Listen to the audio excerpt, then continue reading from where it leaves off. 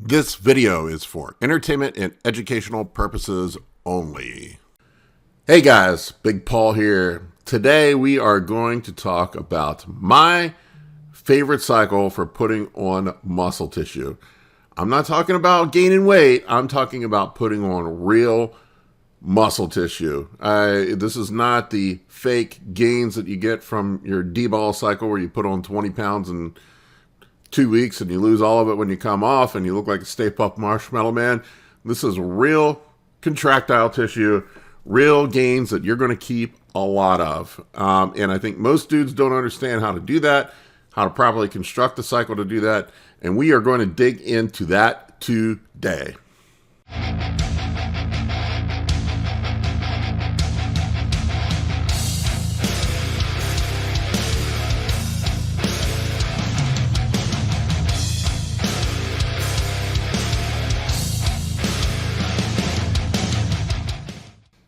All right, before we dig into this, one thing I want to clear up, and I argue with guys all the time about this one. I don't know why dudes insist on arguing with me about this. And people swear that they're right and I'm wrong, but just because the scale moves up doesn't mean you actually gained any muscle tissue. And I see these guys all the time arguing for things like, you know, your D-ball only cycle or your anadrol cycle or any of these shitty bro cycles where you put on a ton of bloat weight and then you lose it all when you come off. That is not real muscle tissue. That is just a bunch of fucking bloat, bunch of fake weight. It's not real muscle. I'm sorry to break the news to you. It's not real muscle. So we're going to talk about putting on real muscle tissue. Real muscle tissue takes time to put on. It takes hard work to put on. And a lot of things have to go right. And you have to have a logically constructed cycle along with proper nutrition and a training program that promotes hypertrophy. And you have to have rest and recovery in there too. That's another thing that drives me nuts too. I get guys that reach out to me all the time that seem to be afraid to eat. Last week, my God, I had so many people reach out to me. I don't know what I put up or if it was just because it's summertime, but I had multiple dudes reach out to me last week about cycles to gain muscle while in a deficit. Now, let me ask you a question. If you're in a deficit, how much weight do you really think you're going to gain? I don't know why people think they can put on a whole bunch of muscle in a deficit. I had people argue with me in the comments section about it and stuff. I'm like, fine, if you want to keep doing it, you're wasting your time. If everything goes perfectly, you might gain a pound or two. But who the fuck wants to gain a pound or two? Why are you taking all these drugs just to gain a pound or two? I don't know. It seems dumb to me. I am, when it comes to building cycles and doing phases with training, especially with people that I train, I think it makes the most sense to go all in on one thing. So if I'm putting on size, I'm going all in on putting on size. If I am cutting, I'm going all in on cutting. And then I have rest and recovery phases. Those are the three phases that I run. You know, maybe a rebound phase if you want to count that as a phase. But that's pretty much it. So we need to construct our cycles to fit those various phases of our training. So this is why you see a lot of dudes in the gym that just look the same year after year after year. They make no perceivable progress. And then I get people, oh my God, how did you make so much progress last year? Because I committed to one fucking thing. You know, part of it was, I did get lucky. Everything clicked. I didn't get hurt. I had a full off season. I followed the plan. There is that factored into it too. But a big part of it is just being committed to one thing or the other. When you're wishy-washy, I'll get guys that get into the middle of a cycle. They'll get 3 or 4 weeks into a cut cycle and they're like, I'm not seeing any progress. Let's switch gears. Or same thing in a mass phase. They'll get 6-8 weeks in and they're like, I'm not making any progress. I don't look good. I don't look like I did last year, or I'm getting too fat. I'm like, dude, that's not long enough to make an assessment. So I just want to get that out of the way before we talk about the cycle and how to put a sensible cycle together for mass. Okay, so if you're going to put on mass, commit to putting on mass. If you're going to cut, commit to cutting. Don't do anything in between. If you do a halfway of both, you're going to have shitty progress, and you're going to just be like everybody else in the gym and look the same this year that you did last year. You just are. All right, so when I'm building a cycle for whatever the purpose is, I'm thinking about what I'm trying to accomplish when I'm choosing compounds. So in a hypertrophy phase, our purpose is to promote muscle protein synthesis. First and foremost, that is it. So we are going to choose compounds that meet that need. And when we're doing it, we want to choose the safest compounds with the longest track record of human use. And that's typically what I do. And I want to keep the side effects to a minimum and the positive effects high. So I don't know why people pick stupid things when they're doing an off-season size cycle. Like I see dudes running tons of tren. Tren is not that great at building muscle, and it has a ton of shitty side effects. It's no better at building muscle than taking nandrolone would be, which is considerably safer, way less side effects, and you can run higher doses. For me, tren has no place in the off season. Dudes love to pound orals in the off season. Orals just bloat you up, get your blood pressure through the roof. They make you look like shit. They get you bloated. And then they put a stress on your liver. They make you feel like you don't want to eat. I'm not saying they can't have a limited use in the off season. If you need to blow past a plateau, maybe you could convince me then, but I generally stay away from orals. There's no need for them in the off season. There's nothing that we can't do with an injectable that's safer, has less side effects, that an oral would give us. So there's really no advantage to using orals in a hypertrophy phase, in my opinion. Okay. Another aspect that I try to do when I'm in the off season is hitting all of the growth pathways. So I usually like to choose, and maybe I'm overthinking it, but I like to choose an anabolic from each compound from the test, DHT, and the nandrolone column. And so that way we're hitting the androgen receptor in 3 different ways. I also like to hit human growth hormone. I like to manage nutrient transport with insulin, and insulin sensitivity with something like metformin or berberine. Okay, so that way we're maximizing our ability to uptake nutrients. We are maximizing our ability to transport those nutrients to the cell. We're hitting growth factors with human growth hormone, which will also push our IGF-1 levels up. And we are hitting the androgen receptor in 3 different ways with DHT, a nandrolone or 19-nor, and a testosterone derivative. Okay, so that's kind of my sense of this. So I usually run test as high as I can without using an anti-estrogen. Now, there are some dudes that are heavy estrogen converters and need to run an anti-estrogen or an aromatase inhibitor. Some people, I used to be that way. As I've gotten older, I don't seem to convert as heavily as I used to. I think that's probably because I stay leaner year-round. Dudes that tend to be heavier convert heavier. When you're fatter, you convert more of the testosterone to estrogen. So, so if you got somebody that's fat, probably should get leaned up first before you do a mass phase. Anyway, that's usually what I do. When I have guys that come to me that their body composition's not an ideal spot, we try to get them leaned up before we start pushing size. I like nandrolone. I run nandrolone with my cycles. I run it at 60% or half to 60% of whatever testosterone level I'm running. So, so for example, I can run tests at about 750 milligrams without an AI. I would probably run my nandrolone somewhere around 500. Okay, that's about 2/3 of what my test, so slightly more than 60%. But not everyone can tolerate nandrolone. I run into people that get really anxious. They get gyno. They have all sorts of issues with nandrolone. So equipoise would probably be my second choice there.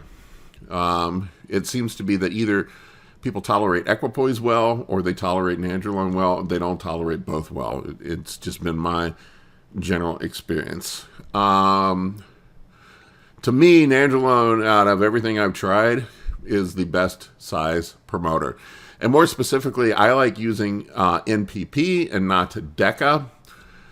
It's not that there's any difference in the fundamental action of the compound, the hormone in nandrolone is nandrolone regardless. But what NPP allows us is it has a very short half-life. I think it's something like 48 hours. So if we get into trouble on nandrolone, if you start having really bad anxiety, you start having, gyno issues, or you have issues with erectile dysfunction, or whatever, some of the other issues that people have with nandrolone, we can get off of it fast. It takes 5 half-lives for it to clear your system, so we're talking about 10 days to clear. DECA, I don't remember the exact half-life. I think it's something like 12 days or 13 days, something like that. So with DECA, you're talking about, so you do 5 half-lives, you're talking about 60-plus days. So you're talking about 2 months to get DECA out of your system if you get yourself in trouble. So if you have experience with nandrolones, I'm okay with DECA. I'll run DECA sometimes, but just keep in mind that you're going to be stuck with it for a while if you get in trouble. Primobolan. Primobolan is what I use from the DHT column. Primobolan is expensive as fuck. Primobolan is often faked. So that is a disadvantage with Primobolan. If you can't afford Primobolan, there are other alternatives. Masteron's sort of poor man's Primobolan. You could, in theory, run Masteron instead. I like Primobolan way better than Masteron. But Primo, the thing that's nice with Primo, there seems to be an upper limit to test that you can run before you get into nasty side effects. There seems to be an upper limit to nandrolone that you can run before you get into nasty side effects. Primobolan doesn't seem to have an upper limit, not that I have found. You can run Primobolan at really, really high doses without much negative effect. I just, Primobolan, I think that's why a lot of times people think Primobolan is weak, because there's really almost like you almost don't know you're on it. It's so smooth. You don't really get the side effects that you do with other things. So I think for some reason when people are on Tren and you have all the nasty side effects with Tren, they just assume that means it's great. And I'm not saying Tren doesn't have its place. Tren is a great body composition drug. I think it's the best for body composition. So I like Primo because you can run, so for example, let's say for somebody, let's say if I was running test at 500, nandrolone at 300, we could fill in, we wanted to get up to something like 2 grams a gear. We could run 1,200 milligrams of Primo without much problem. Primo is relatively safe too. So I'm just using that as an example. No orals. I steer guys away from orals in the off season. It's funny because I've always been this way with orals, and then I started working with Justin, and Justin said no orals, and I'm like, thank God I'm not the only one that like, I know dudes love to run Anadrol in the off season, and Anadrol will fill you out, but I've seen Anadrol and D-ball cause so many problems. If I had a choice between the two, I would definitely take Anadrol over D-ball. D-ball is absolute fucking trash. People are going to love it when I talk about D-ball because I always shit all over D-ball, but D-ball is just absolute garbage, and I don't think has any place in a bodybuilding protocol, a modern bodybuilding protocol. Now everybody likes to talk about Arnold took D-ball. Arnold took D-ball early in his career, and you could see when he switched. When he was later in his career, it was Primobolan and Anavar that Arnold took, from what people I've talked to, and you can see when his physique changed from that puffy Stay Puft Marshmallow look to a hard, chiseled look. And that's when he went to Primobolan and Anavar. Anyway, side rant. But yeah, no, orals are just terrible on your appetite. They're terrible for liver stress. They make your blood pressure go up. They really provide no advantage for muscle protein synthesis in the off season. You could argue that something like Anadrol is good for force production. So I could, or same thing with Anavar. Anavar is good for force production. So you could use it in spots. If I were to use an oral, usually I like to use it towards the tail end of a cycle, and only as a pre-workout. So, like the last 4 weeks or something. These guys that like to front load orals, it really serves no purpose, in my opinion. And the reason why they think it's serving a purpose is because you're just getting bloated up from the orals, and it's fake gains. Those go away. I mean, you just end up causing your blood pressure to go through the roof and blowing yourself out before you can, actually get through a whole cycle. Cycle length too, I forgot to mention that. I like to run size cycles in 16 to 20 week lengths, and I usually what I'll do is break it up into blocks. So I have my training blocks. So if I do a 5 or 6 week training block and then do a deload, I will start off at a lower dose on the first block, and I'll increase the dose on the second block, and I'll increase it again on the third block, and then I do a cruise afterwards. HGH, with HGH, you need to find the sweet spot that works for you.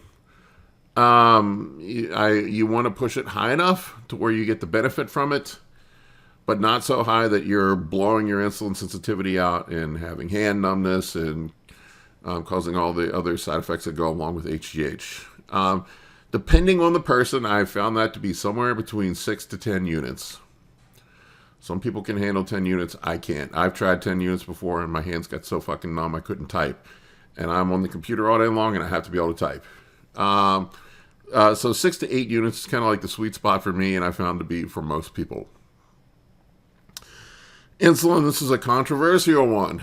People say insulin's not safe and whatnot, but insulin has a long track record of safe human use. It's been, I don't know, 100 years now people have been using insulin. You just have to be intelligent with it. I would say I have some videos up. You can search up my insulin playlist on how my insulin protocols work. I'm not going to go into it today. But people always ask me, what's the best glucose disposal agent? And I say insulin. So if you're going to be pushing food hard, if you're a young guy, you probably don't need it. As you get older, as you use more HGH, insulin becomes something somewhat of a necessary evil.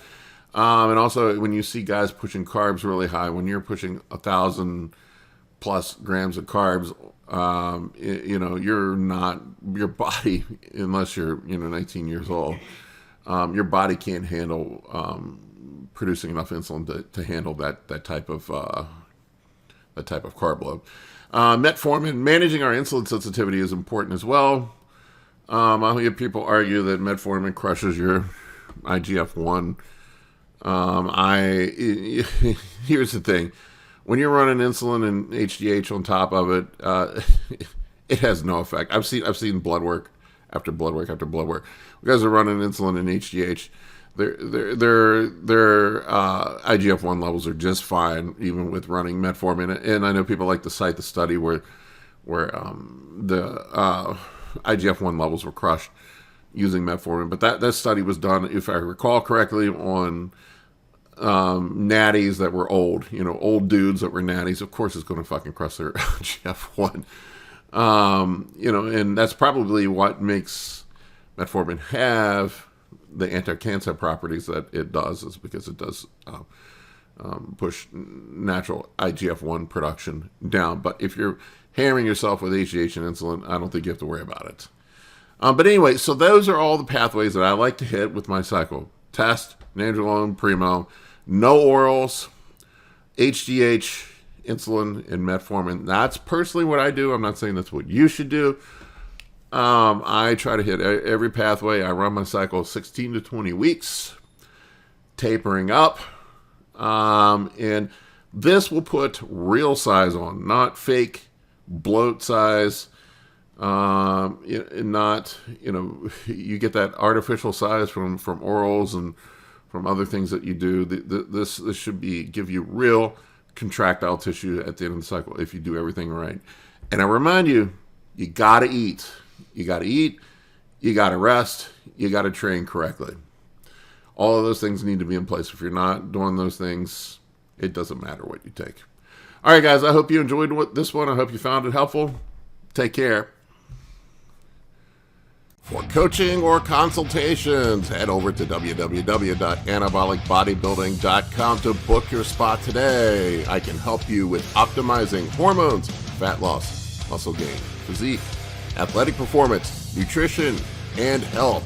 For more information, shoot me an email at bigp3rd@gmail.com.